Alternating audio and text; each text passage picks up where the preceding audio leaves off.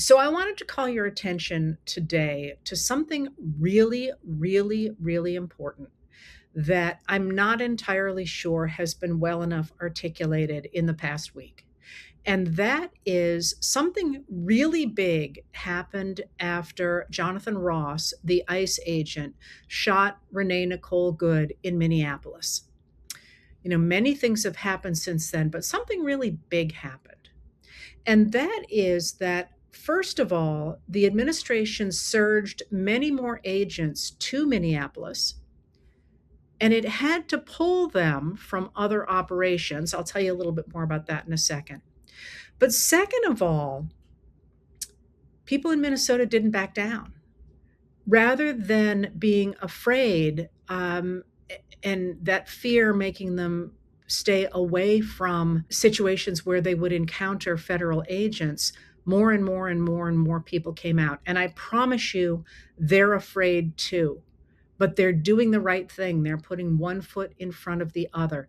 And that action, the fact that people are walking out of their houses and saying no to a federal agent who is destroying our Constitution and overriding the law, and an administration that backs that sort of a person, that is really huge. This is something that I've been talking about now for years, and why it's important for people to step up and why it's important for people to step out.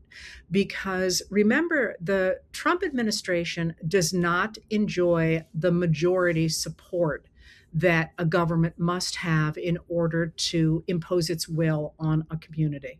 It just doesn't have that. It doesn't have the numbers. And we've known that all along. But what they have tried to do instead is to govern by intimidation, by getting people so afraid of them that they'll say, okay, yeah, I'll do whatever you say. This is what scholar of authoritarianism Tim Snyder calls obeying in advance. And what they were trying to do was to get people to obey in advance. And for the first several months of Trump's administration, it sure looked like that was going to happen. Certainly Congress critters seemed to fold.